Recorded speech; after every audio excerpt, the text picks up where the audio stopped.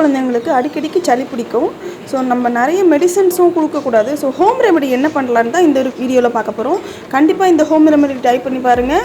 நல்லா எஃபெக்டிவாக இருக்கும், சளி பிடிக்காமையும் இருக்கும். வாரத்துக்கு ஒரு நாள் கூட நம்ம வந்து இந்த கஷாயம் வச்சு கொடுக்கலாம். குழந்தைங்களுக்கு அவ்வளவும் நல்லது. கோல்டு பிடிக்காமையும் இம்யூனிட்டியை பில்ட் பண்ணுறதுக்கும் இந்த கஷாயம் ரொம்பவே ஹெல்ப்ஃபுல்லாக இருக்கும். வாங்க இந்த சூப்பரான கஷாயம் எப்படி பண்ணுறதுன்னு பார்க்கலாம். இதுக்கு தேவையான பொருள் வந்து நான் ஒரு 4 போல் கமரா வெத்தலை எடுத்திருக்கேன். வெத்தலையில் வந்து கமரா வெத்தலை தான் வந்து கோல்டுக்கு நல்ல ரெமெடி கொடுக்கும். ஒரு 4 போல் கற்பூரவல்லியும் எடுத்திருக்கேன்.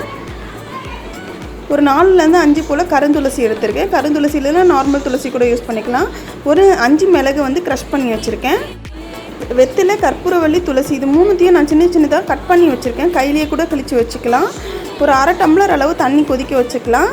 நல்லா தண்ணி ஹீட் ஆனதும் இப்போ நம்ம இந்த கட் பண்ணி வச்சுருக்க கற்பூரவல்லி, துளசி, வெத்தலை இது 3த்தையும் அதில் நல்லா சேர்த்துக்கலாம்.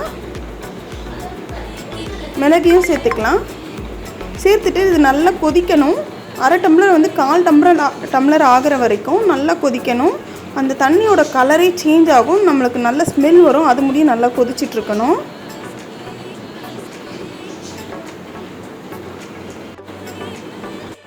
செஸ்ட் கோல்டு இருக்கவங்க, சுவாச கோளாறு, வீசிங் ப்ராப்ளம் இருக்கவங்களாம் வந்து இந்த வெத்தலை நிறைய எடுத்துக்கிறதுனால, இந்த மாதிரி கஷாயம் மாதிரி எடுத்துக்கிறதுனால நல்ல பெனிஃபிட் இருக்கும். கோல்டு பிடிக்காமல் இருக்கும். வீசிங் வர்றதுக்கு வந்து அது வந்து தடுக்கிறதுக்கு ரொம்பவே ஹெல்ப்ஃபுல்லாக இருக்கும். ஸோ கண்டிப்பாக ட்ரை பண்ணி பாருங்கள். குழந்தைங்களுக்கு, பெரியவங்களுக்கு நிறைய பேருக்கு செஸ்ட் கோல்டு அதிகமாக இருக்கும். ஸோ அப்போ என்ன பண்ணலான்னா, எண்ணெயில் வந்து இந்த வெத்தலையை நல்லா கொதிக்க வச்சுட்டு அந்த எண்ணெய் கலர் சேஞ்ச் ஆனோன்னு அதை நல்லா நம்ம மேலே அப்ளை பண்ணிகிட்டே வரும்போது அந்த கோல்டு வந்து நல்லா கரையும் அப்படின்னு சொல்கிறாங்க. ஸோ கண்டிப்பாக இந்த ரெமெடி ட்ரை பண்ணி பாருங்கள். இப்போ நல்லா கொதித்து இந்த கலர் சேஞ்ச் ஆக ஆரம்பிச்சிருச்சு. தண்ணியும் நல்லா சுண்டி வந்துருச்சு. இப்போ நம்ம கேஸ் ஆஃப் பண்ணிட்டு அதை ஃபில்ட்ரு பண்ணிக்கலாம். ஃபில்ட்ரு பண்ணிவிட்டு இது நல்லா ஆறட்டும். அதுக்கப்புறம் குழந்தைக்கு வந்து நம்ம கொடுக்கலாம். ஒரு 5 ml கொடுத்தா போதும். ரொம்ப குட்டி குழந்தையாக இருந்ததுன்னா 1 ml கொடுங்க.